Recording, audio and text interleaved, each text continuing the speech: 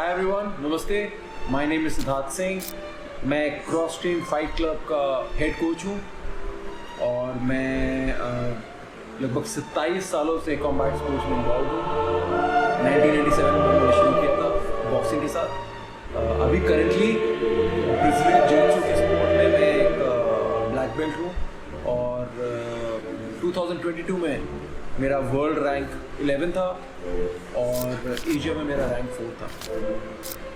Mix martial arts MMA में मेरे students Anshu jubilee UFC fighter है और पुनीजीत लिखारू UFC PI में अभी ट्रेन कर रहे हैं और मेरे स्टूडेंट्स तरुण यादव, अन्वेषा देव दोनों इंडिया को एशियन गेम्स में रिप्रेजेंट कर चुके हैं।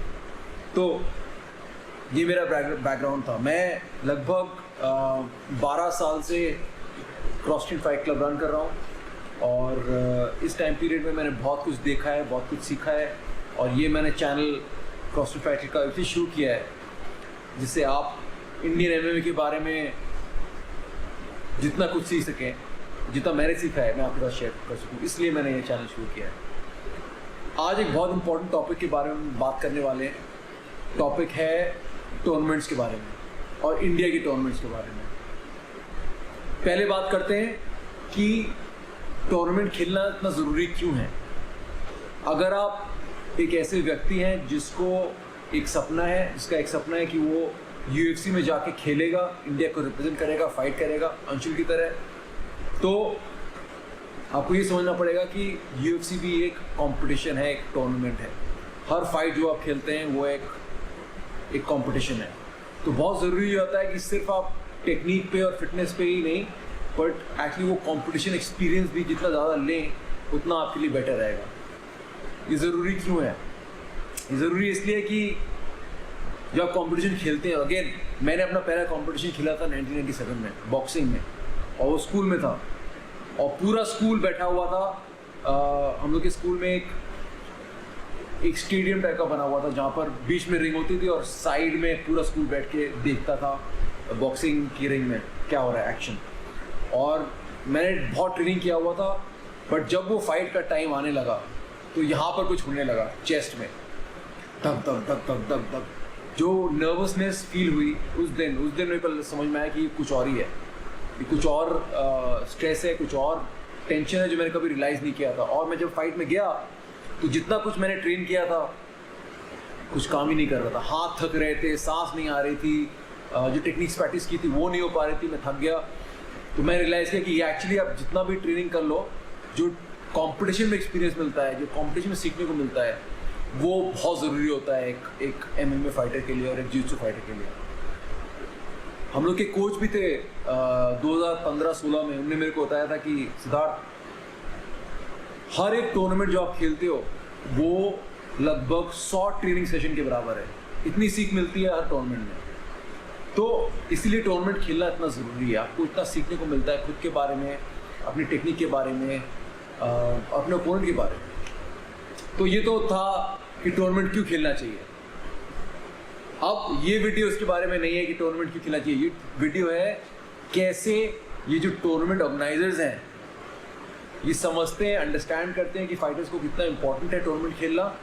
वो इतने करप्ट तरीके से टूर्नामेंट्स ऑर्गेनाइज कर रहे हैं जिससे फाइटर्स को बेसिकली वो मिसयूज़ कर रहे हैं, करप्ट हैं, उनको सिर्फ पैसे कमाने से मतलब है और फाइटर्स का वेलफेयर, सेफ्टी, उनका कोई इंटरेस्ट नहीं है उसके बारे में। तो कोई इसके बारे में बात नहीं करता है, कोई इसके बारे में बोलता नहीं है, फाइटर्स को एडवाइस नहीं करता है, समझाता नहीं है, और कोई है भी नहीं जिसने इतना एक्सपीरियंस किया हो जितना हम लोगों ने एक्सपीरियंस किया है। क्योंकि हम लोग का क्रॉस ट्रेन फाइट क्लब एक कंपटीशन बेस्ड टीम है। हम लोग सारे टूर्नामेंट्स खेलते हैं, चाहे वो बॉक्सिंग हो, मुआय थाई हो, जिu-जित्सु हो, MMA हो। हमारे स्टूडेंट्स हर जगह जाके खेलते हैं। तो मेरा एक्सपीरियंस इस फील्ड में बहुत ज़्यादा है कि अच्छे टूर्नामेंट्स क्या होते हैं, बुरे टूर्नामेंट्स क्या होते हैं। मैं आपको ये बोलना चाहूँगा कि मैं मेनली इस वीडियो में बात करूँगा मेरे पर्सनल एक्सपीरियंस के साथ, जहाँ पर मैं प्रेजेंट था या फिर मेरे स्टूडेंट्स प्रेजेंट थे, चीज़ें जो मैंने देखी। ज़्यादा मैं बात नहीं करूँगा कि मैंने क्या सुना किसी से, क्योंकि अगेन लोग जब आप आप कहानी बताते हैं तो काफ़ी बड़ा चढ़ा के बताते हैं। तो सारी जो कहानियाँ मैं आपको बता रहा हूँ वो मैंने खुद एक्सपीरियंस की है, मेरे स्टूडेंट्स ने एक्सपीरियंस की हैं, और अगर मैंने सुनी भी है बातें तो डायरेक्टली उन लोगों से सुनी है जो मेरे स्टूडेंट्स हैं। तो मेरा सबसे पहला एक्सपीरियंस इंडिया में एक बुरे टूर्नामेंट का था लगभग 2015 में। वहाँ पर एक रोहतक में टूर्नामेंट हुआ था और टूर्नामेंट में हम लोग को बोला गया था कि जो लोग जीतेंगे उनको विदेश भेजा जाएगा, बेलारूस भेजा जाएगा गवर्नमेंट की तरफ से, और आपकी फ़ीस बिल्कुल माफ़ होगी, आप फ्री में जाएंगे, इंडिया को रिप्रेजेंट करेंगे अगर आप नेशनल जीतेंगे तो। उस नेशनल में लगभग 1500-2000 पार्टिसिपेंट थे और हम लोग की टीम ने सब कुछ सारे वेट क्लासेस जीत लिए। टूर्नामेंट के बाद हमें बोला गया कि चलो फ्री में आप नहीं जाओगे, बट आपकी जो भी फीस होगी उसको आधा हम लोग कवर कर लेंगे, ये ऑर्गेनाइजर्स ने बोला। तो पहले उन्होंने बोला टूर्नामेंट के कि सब कुछ फ्री होगा वर्ल्ड चैम्पियनशिप के लिए। टूर्नामेंट जीतने के बाद उन्होंने बोला हाफ होगा, और एक हफ्ते बाद कॉल आया, उन्होंने बोला कि नहीं हाफ भी नहीं होगा, आपको फुल पे करना पड़ेगा। और जब हम लोग की टीम तो मतलब लगभग 2 लाख के आसपास फीस आ रही थी, तो उसके बाद भी हम लोग के स्टूडेंट्स ने बोला चलो कोच हम वर्ल्ड चैम्पियनशिप के लिए जा रहे हैं, 2 लाख तो दे सकते हैं। तो 1-2 लोगों ने नाम आगे किए कि ऑर्गेनाइजर्स को बताया कि हम जाना चाहते हैं 2 लाख। अब ऑर्गेनाइजर्स ने दोबारा पलटी मारी और बोला कि 2 लाख नहीं अब 4 लाख लगेगा। तो आप फ्री टूर्नामेंट प्रॉमिस कर रहे थे, उसके बाद आपने हाफ प्राइस किया, फिर आपने फुल प्राइस किया, फिर आपने डबल प्राइस किया। तो ऑब्वियसली 4 लाख में कोई बेलारूस जैसे देश में जाके कंपटीशन खेलने का कोई सेंस नहीं बनता है। तो हम लोग की टीम ने सबने पुल आउट कर लिया, बैक आउट कर लिया। तो हम लोग तो गए नहीं। अब उसके 2 हफ्ते बाद मैंने एक न्यूज़ पढ़ी, एक जित्सु की वेबसाइट है BJJEE, which stands for Brazilian Jiu-Jitsu Eastern Europe। तो उसमें एक न्यूज़ आई हुई थी कि इंडियन जिu-jitsu फाइटर्स सीकिंग असाइलम इन बेलारूस। इसका मतलब ये हुआ कि उस स्टोरी में लिखा हुआ था कि इंडियन फाइटर्स बेलारूस में हैं और जेल में हैं और हेल्प मांग रहे हैं इंडिया से कि उनको वापस इंडिया बुला लिया जाए। अब ये पढ़ के मैं तो काफ़ी हैरान था, मैंने कहा जिu-jitsu में ऐसा हुआ है। फिर एनीवे अब मुझे ज़्यादा उसके बारे में पता नहीं था, मैंने इसको ज़्यादा फॉलो नहीं किया। 2 हफ्ते 3 हफ्ते बाद मेरे जिम में 2-3 स्टूडेंट्स आए और ये वही स्टूडेंट्स थे जो बेलारूस में असाइलम सीख कर रहे थे। तो वो जब आए तो मैंने उनसे कहानी पूछी, तो कहानी ये थी कि ये वही टूर्नामेंट है जिसमें हम लोग ने क्वालिफाई किया था और हमको बोला था 4 लाख पे करो। तो हम लोग की टीम अफोर्ड नहीं कर सकती थी, हम लोग की टीम में से कोई गया नहीं। बट इस ऑर्गेनाइजेशन को ऐसे बच्चे मिल गए जो पे करने को तैयार थे। सीरियस एथलीट्स नहीं थे उस समय, सीरियस कंपेटिटर्स नहीं थे। उनको लगा कि अरे एक नया स्पोर्ट है, इसमें इंडिया को रिप्रेजेंट करने को मिल रहा है, 5 लाख मांग रहे हैं, फॉरेन ट्रिप मिल जाएगी, घुमाएंगे और एक थप्पा भी लग जाएगा कोई इंडिया को रिप्रेजेंट किया है। तो ये बच्चे 5-5 लाख पे करके बेलारूस चले गए। जब वो वहाँ गए, और ये आप भी सोच सकते हैं कि अगर कोई बच्चा बाहर जा रहा है, पहली बार जा रहा है 20-22 साल का, तो वो चाहता है कि वो घूमे फिरे, इधर उधर देखे नए देश में। पर वो जैसे ही वहाँ पहुँचे, पहले दिन ही जो एसोसिएशन के जो प्रेसिडेंट थे उन्होंने उनके सबके पासपोर्ट रख लिए और उनको बोला कि आपको सिर्फ कमरे में रहना है और कहीं निकलना नहीं है। अब सोचो, अब कोई 5 लाख देके गया है और कोई बहुत सीरियस स्पोर्ट्समैन भी नहीं है, क्योंकि वो रैंक एथलीट नहीं था, वो ऐसे कोई ऐसे था कि जो उसको घूमना था बाहर, एक्सपीरियंस ले गया था, तो वो उतना सीरियस स्पोर्ट के लिए भी नहीं था। तब वो गए हैं वहाँ पर, उनका पासपोर्ट आपने ले लिया है, पूरा कमरे में रहो, 5 लाख दे चुके हैं, बच्चे हैं 20-22 साल के। तो रात को वो फिर भी निकले घूमने के लिए। जब वो बाहर निकले तो उनको किसी पुलिस की कार ने रोक लिया कि आप कहाँ से हो, क्या हो। चेक किया तो पासपोर्ट नहीं थे उनके पास, कोई आईडी प्रूफ नहीं था, तो उनको पुलिस ने डिटेन कर लिया। और एक बार डिटेन कर लिया तो पुलिस ने फिर उनसे पूछा कि कौन आपको लाया है, क्या कर रहे हो। लैंग्वेज भी उनकी बहुत अच्छी नहीं थी।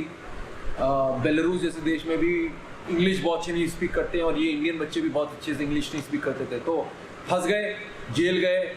उनने प्रेसिडेंट का नंबर दिया ऑर्गेनाइज़र का। ऑर्गेनाइज़र ने बोला कि मुझे कुछ नहीं पता, वो भी डर गया, मुझे कुछ नहीं पता।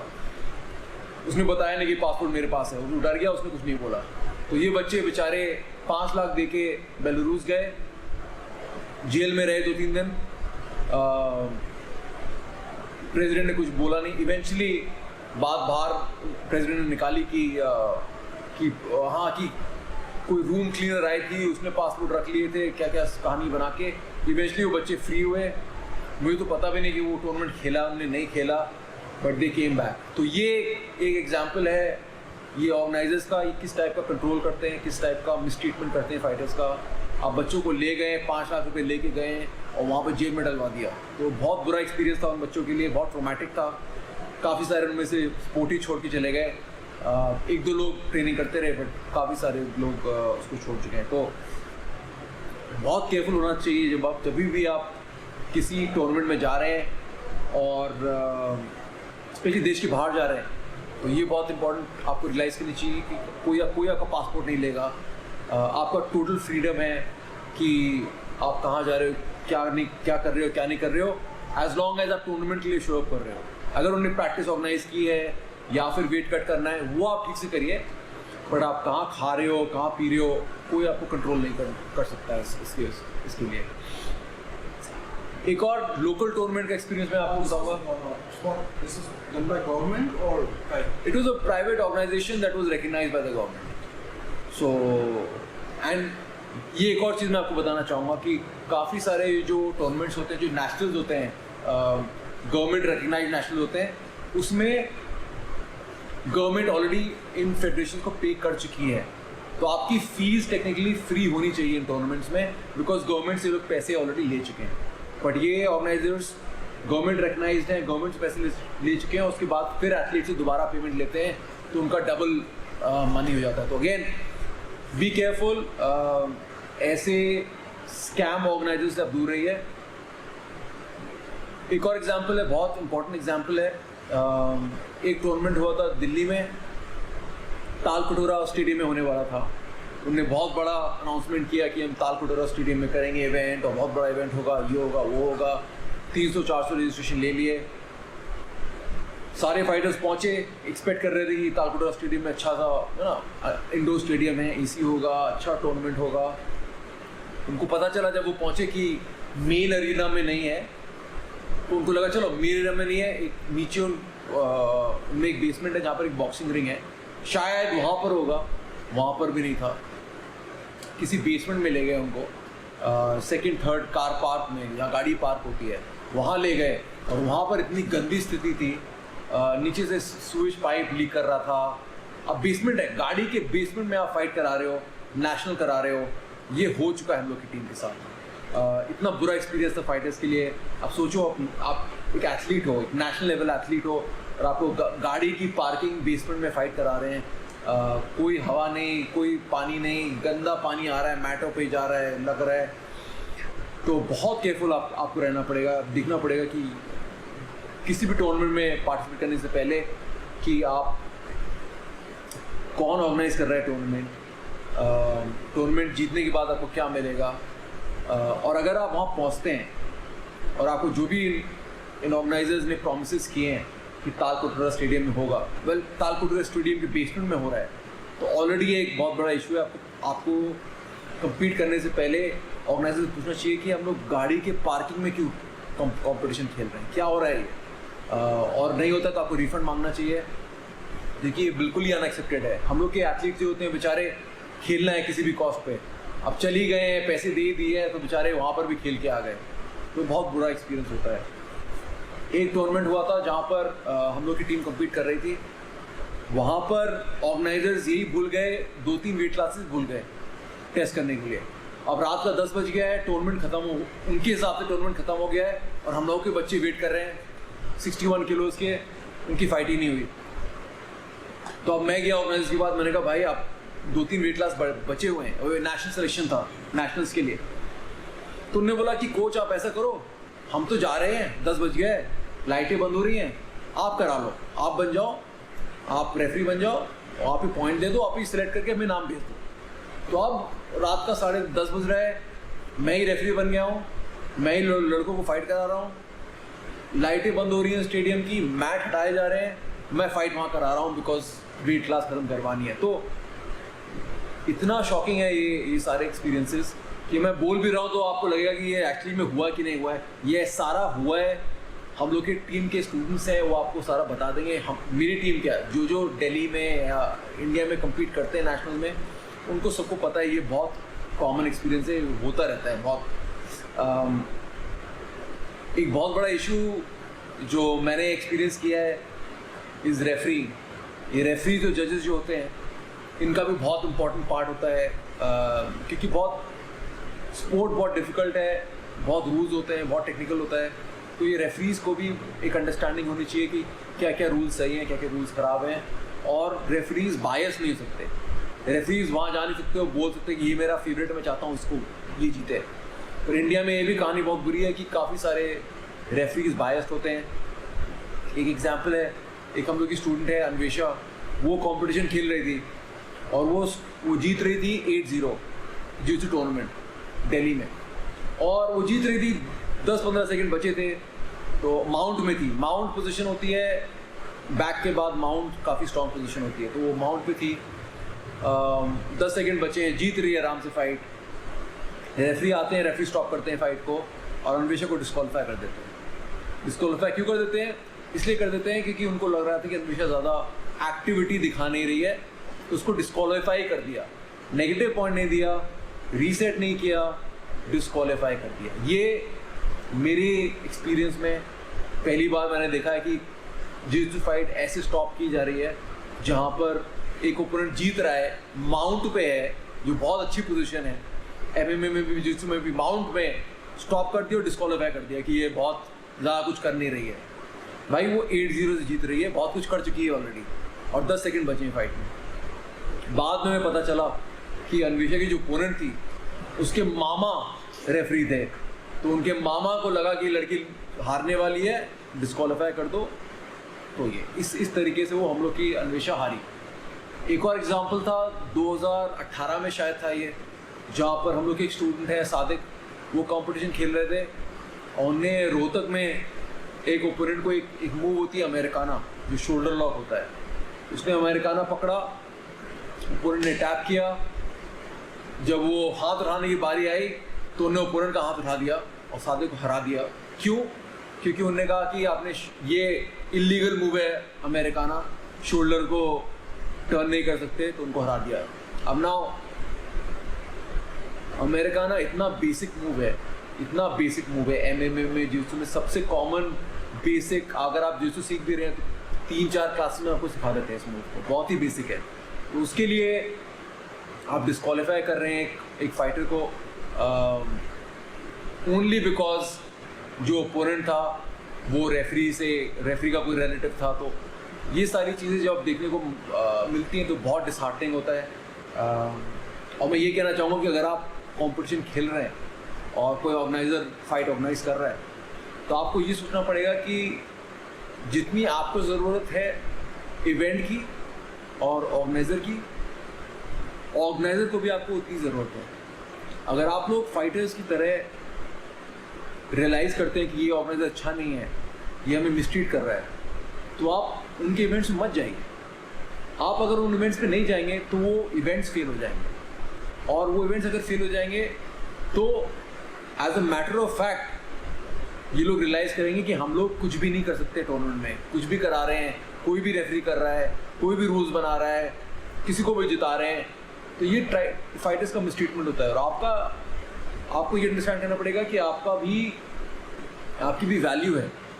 तो प्लीज़ ऐसे टूर्नामेंट्स में आप बार बार जाओगे, मिसट्रीट होगे, खुद का सेल्फ रिस्पेक्ट लूज़ करोगे, इसका कोई फ़ायदा नहीं है। अगर कोई ऑर्गेनाइज़र आपको रिस्पेक्ट से ट्रीट नहीं कर रहा है तो आपको ज़रूरत नहीं है उनके पास जाने की, और आपके टीममेट्स को भी ज़रूरत नहीं जाने की, तो उनको छोड़ो आप। इससे दो चीज़ें होंगी, या तो ये जो करप्ट ऑर्गेनाइजर्स हैं इनकी दुकान बंद हो जाएगी, या सेकेंडली ये करप्ट ऑर्गेनाइजर्स खुद को फिक्स करेंगे, रियलाइज़ करेंगे कि अब हम लोग मिसट्रीट नहीं कर सकते फाइटर्स को, क्योंकि अगर मिसट्रीट करेंगे तो फाइटर्स आएंगे नहीं। प्रॉब्लम इंडिया में यही है कि चाहे वो गंदा इवेंट करें, अच्छा इवेंट करें, फाइटर्स तो आएंगे हैं, क्योंकि बेचारों के पास ऑप्शन नहीं है। तो मेरी कोशिश यही रही है कि मैंने पहला टूर्नामेंट ऑर्गेनाइज कराया था 2019 में ADCC Abu Dhabi combat club, और जब मैंने पहला इवेंट ऑर्गेनाइज किया तो मुझे भी काफ़ी लोगों ने ये बोला कि आप भी इवेंट्स में आ गए हो, आप भी करप्ट करोगे इवेंट, और आप भी फाइटर से पैसा लूटोगे, ये करोगे वो करोगे। तो मैंने कहा आप देखो, आप इंतज़ार करो, देखो, कोई रश नहीं है, 5 साल बाद बात करेंगे। हम लोग ने 2019 में इवेंट किया, 2020 में किया, 21 में किया, 22 में किया, 23 में किया, हर साल हम लोग ने एक इवेंट किया है।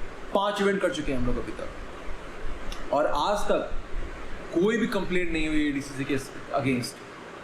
हर इवेंट में 200 से ज़्यादा ऊपर फाइटर्स आए हैं, सबको फाइट मिला है, सबको ऑनलाइन सब लोगों ने पेमेंट किया है, क्लियर रजिस्ट्रेशन प्रोसेस है, सब कुछ वेबसाइट पे है। आपको पता है कि आपका कितने बजे वेन होगा, कितने बजे फाइट होगा, किससे फाइट होगा, आपके वेट क्लास में कौन लोग हैं, आपने कितने फीस पे की है, किस कैटेगरी के लिए पे किया है, कहाँ पर वेन्यू है, कब वेट होगा, कब फाइट शुरू होगी, सारी इन्फॉर्मेशन वेबसाइट पे ओपन है सबके लिए। कोई ये ट्रांसपेरेंट, इससे ट्रांसपेरेंट सिस्टम हो नहीं सकता है। ज़्यादातर ऑर्गेनाइजर्स क्या होते हैं, आपने पैसे दे दिए, आपको पता नहीं आपकी 1 फाइट होगी, 10 फाइट होगी, कब होगी, फाइट होगी कि नहीं होगी, किस बजे फाइट कराएंगे।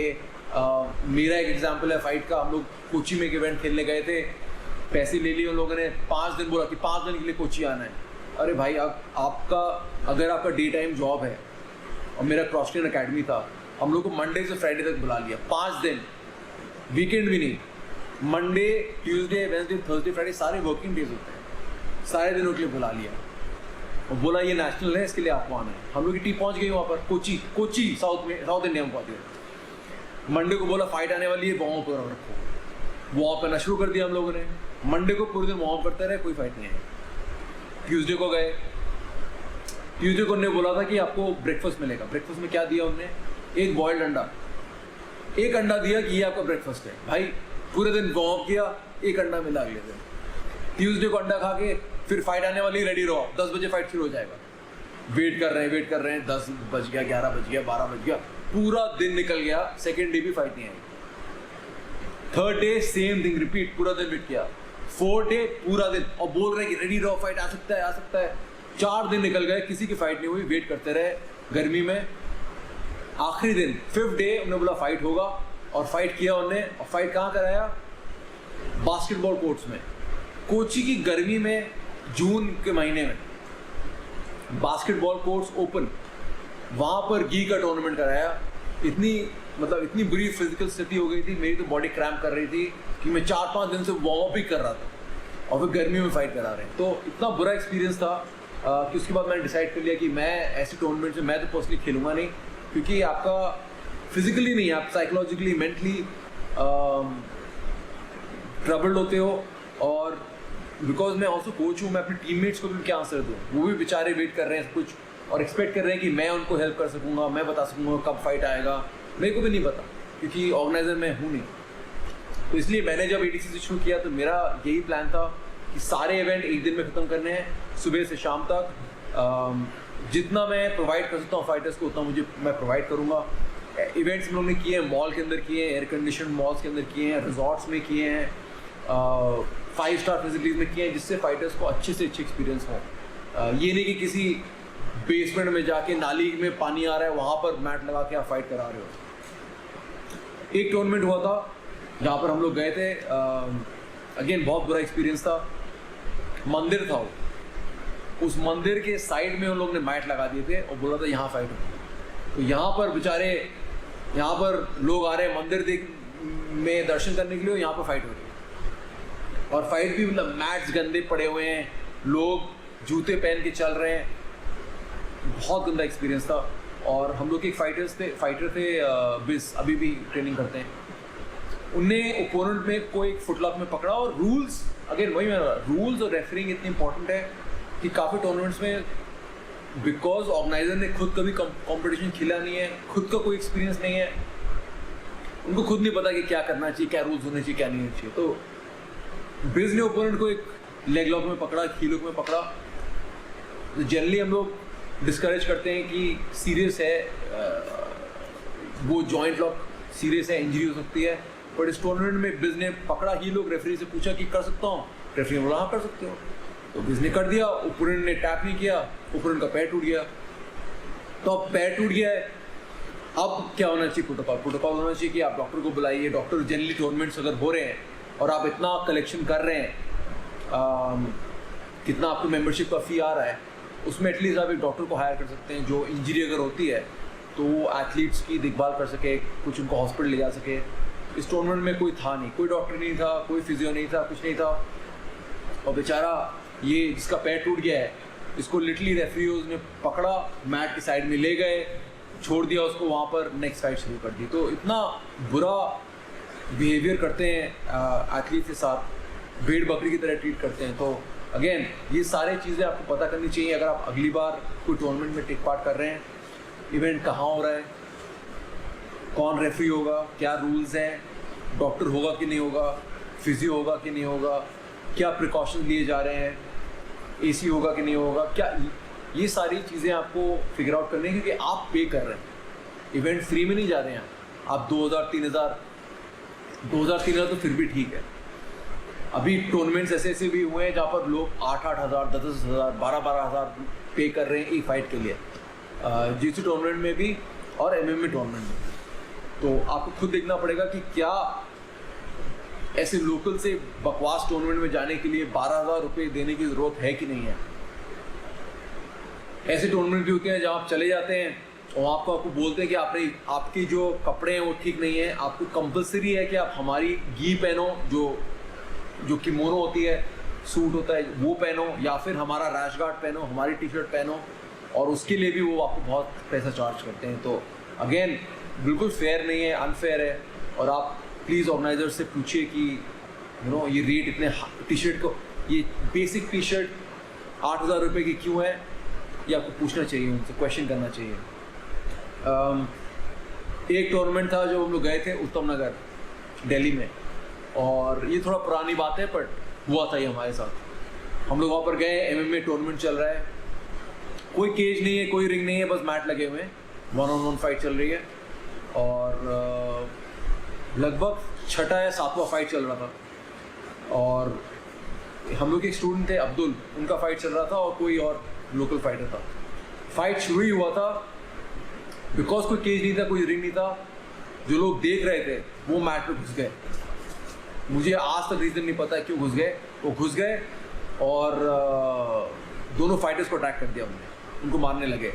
और तो अब्दुल को तो मैंने वहाँ से निकाला और उसको बोला तुम भागो यहाँ से। अब्दुल हम लोग का स्टूडेंट था, वो भाग गया। दूसरे फाइटर को मारने लगे और जो रेफरी था उसको पकड़ के मारने लगे। तो मैंने अपनी टीम को लिया, हम लोग की टीम में एक बच्चा भी था 10 साल का, उसको मैंने कहा प्रायोरिटी इसको ले जाओ। तो और जब हम लोग बाहर निकले हम लोगों ने देखा कि ऑर्गेनाइज़र ऑलरेडी भाग चुका है। तो ऑर्गेनाइज़र को पता था कि ये फाइट होने वाली है, कुछ इशू होने वाला है, राइट होने वाला है, उसने किसी को वार्न नहीं किया, खुद निकल लिया, हमको वहाँ छोड़ दिया।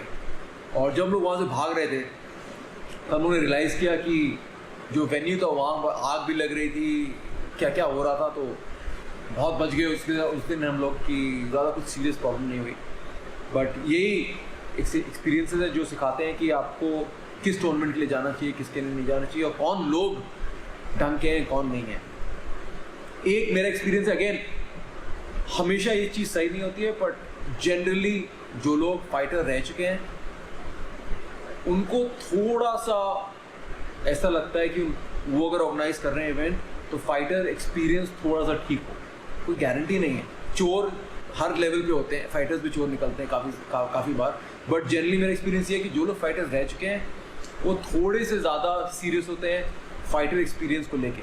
तो अगर आप टूर्नामेंट में जा रहे हैं, किसी फाइटर ने ऑर्गेनाइज़ किया है, तो चांसेस ज़्यादा बेटर हैं कि उनने ठीक ठाक इवेंट किया होगा ऑर्गेनाइज। बट जिन लोगों ने कभी खेला नहीं है स्पोर्ट, वो डेफिनेटली बहुत रिस्क है उस टूर्नामेंट में जाने के लिए। तो कोई नया इवेंट शुरू हो रहा है, मैं जनरली आपको बोलूँगा कि आप पहले इवेंट में शायद मत रजिस्टर करिए, देख लीजिए वो कैसे इवेंट करते हैं ऑर्गेनाइज, उसके बाद नेक्स्ट टाइम के लिए आप कर सकते हैं। तभी मैंने बोला जब उन्होंने EDC से किया तो पहले इवेंट में बहुत लोग आए नहीं, क्योंकि उनको लगा कि शायद ये भी स्कैम होगा, फ्रॉड होगा। बट हम लोग के सारे ऑफिशियल्स विदेश से आए थे, लगभग 12 ऑफिशियल्स मैंने बाहर से मंगवाए थे। उसके अलावा टीम्स बाहर से आई, सिंगापुर से टीम आई थी, तजिकिस्तान से टीम आई थी, काफ़ी सारे देशों से टीम आई थी।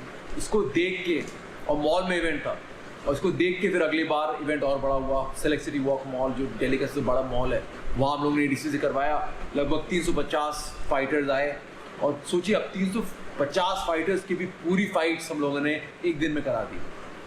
और आप देखो कि इवेंट 5-5 दिन चल रहे हैं, किसी का फाइट नहीं आ रहा है। हम लोगों ने 350 फाइट कराए एक दिन के अंदर। तो पॉसिबल है, बट ये है कि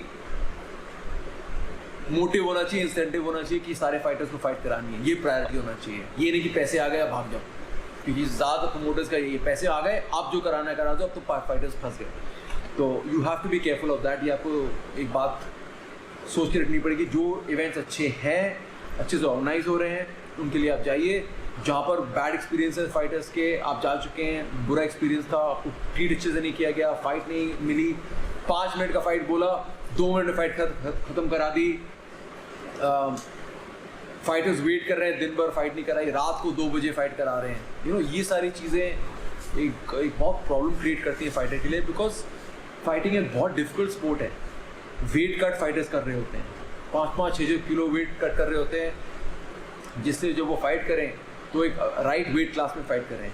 ऑर्गेनाइजर्स को लेना देना नहीं है, वेन कब हो रहा है, कुछ भी बोल रहे हैं, 8 बजे आ जाओ वेन के लिए। अब फाइटर पहुँच गया 8 बजे, बेचारा वेट कट करके, वहाँ पर कोई है नहीं, वेन्यू पे कोई है नहीं वेट लेने के लिए, बेचारा वेट कर रहा है 11 बजे, 12 बजे, 1 बजे, खाना नहीं खाया 2 दिन से, पानी नहीं है बॉडी में, कोई वेट चेक नहीं कर रहा है। तो ये सारी चीज़ें बहुत बड़ी प्रॉब्लम्स हैं, इसलिए मैं इसके बारे में बात कर रहा हूँ, क्योंकि और कोई बात करता नहीं है। मुझे पता है इस वीडियो के बाद काफ़ी सारे ऑर्गेनाइजर मेरे को अटैक करेंगे, काफ़ी बार कर चुके हैं पास्ट में भी। जब भी मैंने इसके बारे में बोला है, पीपल ऑर्गेनाइजर्स ने मेरे को अटैक किया है सोशल मीडिया पे, और इवन पर्सनली मेरे को काफ़ी बार उन्हें केसेस भी किए हैं मेरे अगेंस्ट। तो ये होने वाला है, बट ये हम लोग ने चैनल इसलिए शुरू किया है जिससे हम आपको जितनी ऑथेंटिक एंड एक्चुअल इन्फॉर्मेशन दे सकें, जिससे आपका फ़ायदा हो। और कल जब आप इन करप्ट ऑर्गेनाइजर्स के बारे में कुछ बोलेंगे सोशल मीडिया में, अपने एक्सपीरियंस के बारे में बोलेंगे, तो ओवरऑल उनकी टैक्टिक्स चेंज होंगी, वो चेंज करेंगे, वो बेटर ऑर्गेनाइज करेंगे इवेंट्स, और ओवरऑल हम लोग का जो स्पोर्ट है इस देश में वो बेटर हो जाएगा। तो गोल मेरा वही है, स्पोर्ट को बेटर करना इस देश में। और ये सारे एक्सपीरियंस के बारे में इसलिए बोल रहा हूँ जिससे ओवरऑल लेवल बढ़ जाए। एक रिसेंटली एक्सपीरियंस हुआ था जहाँ पर MMA फाइट करा रहे थे वो लोग, और खेत था, बेसिकली एक खेत में बुला लिया, खेत में एक बॉक्सिंग रिंग लगा दी, और वहाँ पर उन्होंने बोला MMA करो। तो अगर आप MMA करा रहे हो तो MMA केज के अंदर होता है, रिंग में क्यों नहीं होता? क्योंकि इस फाइट में हम लोगों ने देखा कि क्यों नहीं होता है। हम लोग की एक फाइटर थी, उसने अपने ओपोनेंट को टेक डाउन के लिए गई, डबल लेग पकड़ा, और MMA में वॉल होता है, केज होता है, जिसमें आप ले जा सकते हैं, टेक डाउन कर सकते हैं। यहाँ पर रिंग थी, और रिंग भी मतलब रस्सी लगी हुई थी, बेसिक सी, सॉफ्ट सी। तो वो लड़की दूसरी लड़की को लेके रिंग के बाहर ही थी, मतलब डबल लेग कर रही थी, केज के बाहर गिरे, रिंग के बाहर ऊपर से हाइट से नीचे वाली तो मतलब गिर के मतलब सांस ही निकल गई, बिकॉज वो इतनी बड़ी फॉल थी और इतनी इम्पैक्ट के साथ गिरी। और हमारी फाइटर किस तरीके से, वो भी, उसको भी सर लगा मैट पे, ग्राउंड पे, और बाहर भी, रिंग के बाहर कोई मैट नहीं लगे थे, रिंग के बाहर भी खेत थे वो, तो सीमेंट पे उसका सर लगा, उसको चोट लगी, वो रिंग के अंदर आई, और बिकॉज वो रिंग के अंदर आ गई और दूसरी बेचारी खड़ी भी नहीं हो पा रही थी, इसको उसने जिता दिया रेफरी ने, कि जीत गई, रिंग के अंदर आ गई। तो कितना, आप सोचो कितना बुरा एक्सपीरियंस रहा है ये, कि आप जा रहे हो, इतना दूर जा रहे हो, 5-6 हज़ार रुपये पे करके जा रहे हो, एक दिन ट्रैवल कर रहे हो, पहुंच रहे हो, देख रहे हो खेत में एक बॉक्सिंग रिंग लगी है गंदी सी, उसमें आपको फाइट करना पड़ रहा है रात को 2 बजे, और आप गिर रहे हो बाहर रिंग के, बिकॉज रिंग में MMA होना नहीं चाहिए, और हो भी रहा है तो रिस्की कितना होता है कि आप रिंग के बाहर गिर सकते हो, चोट लग सकती है। तो बहुत ज़्यादा बुरा एक्सपीरियंस रहा है। काफ़ी सारे टूर्नामेंट्स, एक और बात है, काफ़ी सारे टूर्नामेंट्स प्रॉमिस करते हैं, ऐसी चीज़ लिखते हैं कि हमारे इवेंट में कैश प्राइज़ होगा, हमारे इवेंट में up to 1 lakh cash prize. Now up to का मतलब समझा देता हूँ, अप टू मतलब 1 लाख तक कैश प्राइज़ होगा। इसका मतलब ये नहीं कि 1 लाख कैश प्राइज़ होगा, मतलब 1 लाख तक मिल सकता है। अगर आपको वो 1 रुपये भी देंगे तब भी वो अप टू 1 लाख, उनका वो क्लेम सही है। तो अप टू 1 लाख या up to 5 lakh, up to 10 lakh, मैं कुछ भी बोल सकता हूँ कि मैं आपको लॉटरी का टिकट दूंगा, आपको अप टू 100 करोड़ मिल सकता है, दूंगा आपको 1 रुपये। ये भी स्कैम है, बिकॉज टेक्निकली 1 रुपये भी अप टू है 1 करोड़। तो when you go for this tournaments understand कि कैश प्राइस कितना है एग्जैक्टली। कोई भी ऑर्गेनाइजर वो आपको क्लियरली बता देगा कि इतना कैश प्राइस दे रहे हैं। नेक्स्ट क्वेश्चन शुड बी किसको मिलेगा कैश प्राइस? सारे फाइटर्स को मिलेगा या फिर सिर्फ जो जीते हैं वो मिलेगा या फिर एक फाइटर को मिलेगा जो बेस्ट होगा? या आपको पूछना बहुत इंपॉर्टेंट है बिकॉज काफ़ी सारे टूर्नामेंट्स ऐसे ही स्कैम करते हैं, बोलते हैं अप टू दिस लाख, और वो किसको दे रहे हैं किसको नहीं दे रहे हैं किसी को नहीं पता। And majority of the times किसी को देते नहीं है, वो बोलने के लिए है बस, जिससे फाइटर्स आ जाएं फंस जाएं पे कर दें और फिर किसी को नहीं देंगे कैश प्राइस। मैं क्या करता हूँ अपने टूर्नामेंट्स में, ADCC में मैं ज़्यादातर टूर्नामेंट्स में कैश प्राइस देता हूँ, पर मैं कभी बोलता नहीं हूँ मैं कैश प्राइस दूंगा। जब टूर्नामेंट ख़त्म हो जाता है मुझे पता है कि हम लोग ने इवेंट में कितना कमाया या कितना खोया। अगर इवेंट में लॉस हुआ तो मैं कैश प्राइस नहीं देता हूँ, बिकॉज मैं को इवेंट किया है फिर भी लॉस हुआ है तो मैं नहीं दे सकता। बट फॉर एग्जाम्पल हम लोग ने गोवा में इवेंट किया था कोविड के बीच में, वहाँ पर हम लोग ने 40,000 रुपीज़ का प्रॉफिट बनाया था उस इवेंट में।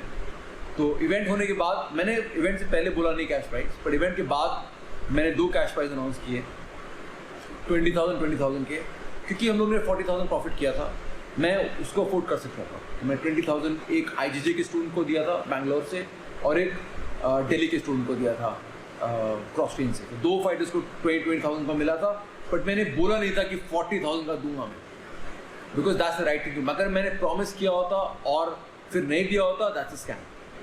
तो मेरा प्रेफरेंस ये है कि मैं कुछ बोलता नहीं कैश प्राइस के बारे में, बट इवेंट के बाद अगर किसी ने अच्छा परफॉर्मेंस दिया है तो मैं उसको खुद अपने आप से कैश प्राइस दे देता हूँ। I think that's the better approach, कि ज़्यादा देर प्रॉमिसिंग झूठे वादे करने से बेटर ये है कि आप वादे कम करें और डिलीवर करें। तो ये एक चीज़ मैं फॉलो करता हूँ। MMA फाइटर्स आपके लिए बहुत ज़रूरी है ये चीज़ फिगर आउट करना कि आपका जो अभी टूर्नामेंट्स खेल रहे हैं MMA वाले, आपका रिकॉर्ड चढ़ रहा है कि नहीं चढ़ रहा है। रिकॉर्ड कहाँ चढ़ना चाहिए? 2 वेबसाइट होती हैं, एक होता है Sherdog और एक होता है Tapology। या whether you are an amateur fighter और you are a pro fighter, आपका रिकॉर्ड Sherdog और Tapology पे होना चाहिए। कोई भी एमेच्योर टूर्नामेंट कर रहा है they should be putting your record on Sherdog and Tapology। अगर आपका ऑर्गेनाइजर आपका रिकॉर्ड Tapology Sherdog में नहीं चढ़ा रहा है, that means it's a fake event organise कर रहे हैं वो, बट वो रिकग्नाइज नहीं है। आपका रिकॉर्ड नहीं चढ़ेगा मतलब आप जिम में लड़ रहे हो, पुशअप कर रहे हो, सिटअप कर रहे हो, वही है वो, फाइट नहीं है, टूर्नामेंट नहीं है, रिकग्नाइज नहीं है। तो before you sign up for any tournament MMA, figure out कि वो Sherdog Tapology में रिकॉर्ड चढ़ाएंगे कि नहीं चढ़ाएंगे। नहीं चढ़ाएंगे तो there is no reason for you to go compete. आप टाइम वेस्ट कर रहे हो, ऑर्गेनाइजर को फालतू में आप पैसे दे रहे हो कुछ भी नहीं करने के लिए। तो push them to put your record in Tapology। फ़ायदा क्या है आपके लिए? अगर आपका रिकॉर्ड Tapology पे है, अच्छा रिकॉर्ड है, तो वो आपको जो इंटरनेशनल ऑर्गेनाइजेशंस होती हैं, बड़े बड़े UFC 1FC, वो आपका रिकॉर्ड चेक करती हैं हमेशा Tapology Sherdog पे, आपका रिकॉर्ड चढ़ा है कि नहीं चढ़ा है। आपने 50 फाइट खेल ली हो जो Tapology पे नहीं है, doesn't matter, because your record वो चढ़ा नहीं हुआ है। अगर आपने 3-4 फाइट खेले, अच्छे खेले, जीते हैं, वो रिकॉर्ड Tapology पे है, तो UFC देखेगा और बोलेगा अरे ये तो अच्छा फाइटर है।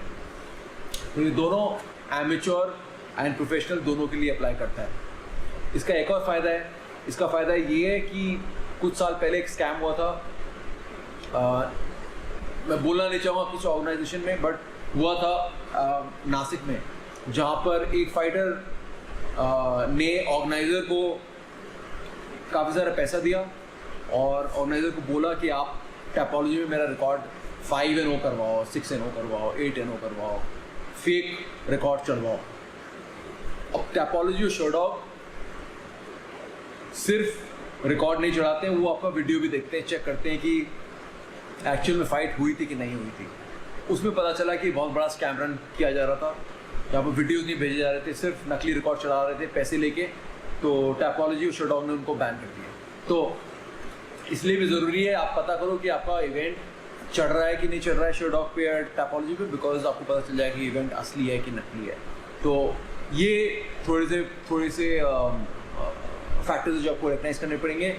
सेकेंड चीज़ है, स्कैम नहीं है बट अनफेयर है। काफ़ी सारे जिम्स जो ऑर्गेनाइज करते हैं टूर्नामेंट्स, वो काफ़ी बार बायस्ड होते हैं, वो चाहते हैं कि उनका फाइटर जीते और आप हारे।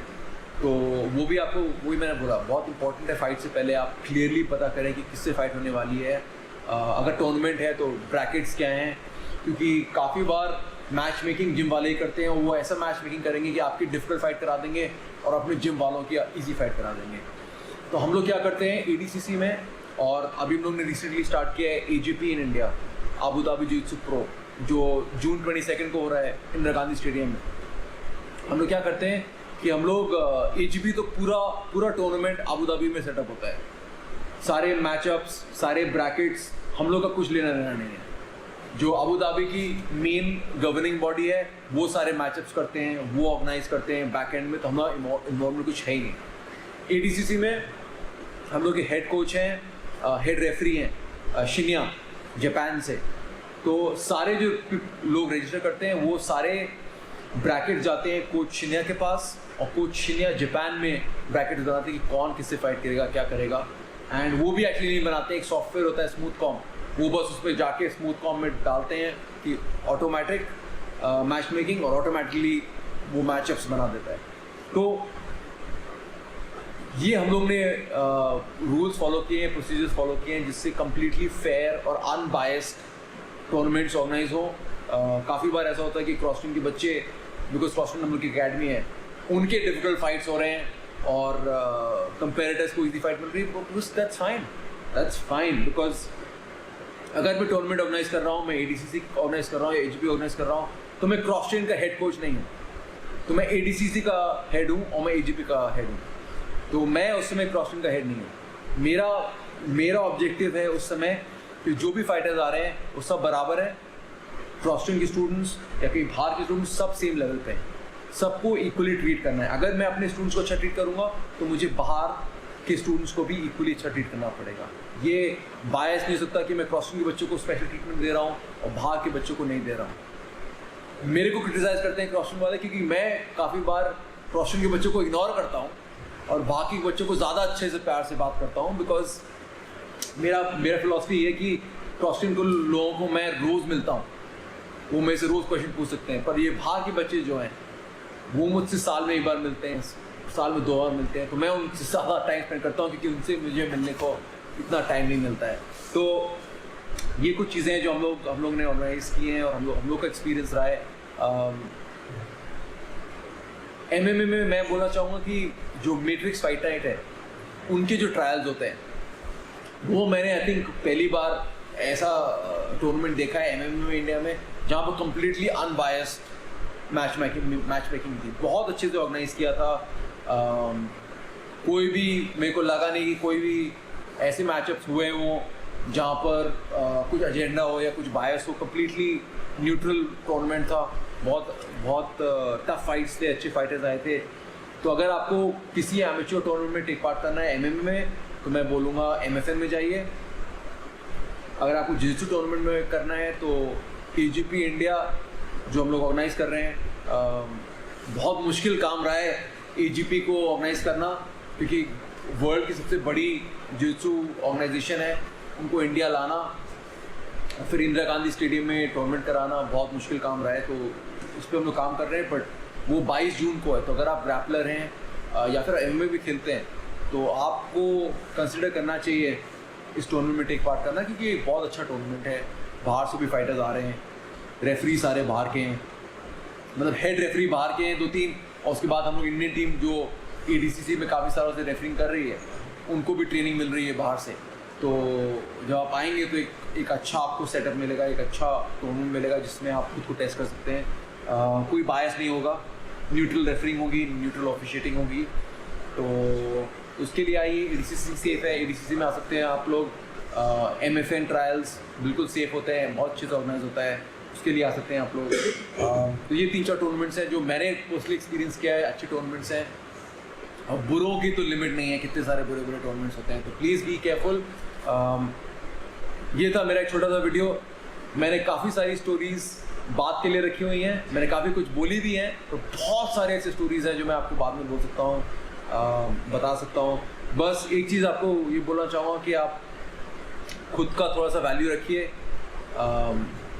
अगर आप टूर्नामेंट वाले आपको रिस्पेक्ट नहीं कर रहे हैं, तो आपको भी उनको रिस्पेक्ट नहीं करना चाहिए। प्लीज़ डोंट गो, उनके साथ दोबारा कम्पीट मत करिए, उनमें रजिस्टर मत करिए। जो टूर्नामेंट्स अच्छा से ट्रीट कर रहे हैं आपको, रिस्पेक्ट के साथ कर रहे हैं, वहाँ पर आप उनको सपोर्ट करिए, वहाँ पर इवेंट्स के लिए जाइए। तो ये था हमारा वीडियो। होपफुली जो हम लोग ने स्टोरीज़ फेस किए हैं, एक्सपीरियंसेस हम लोग ने किए हैं, उससे आपको सीख मिलेगी। और हम लोग के चैनल को सब्सक्राइब करिए।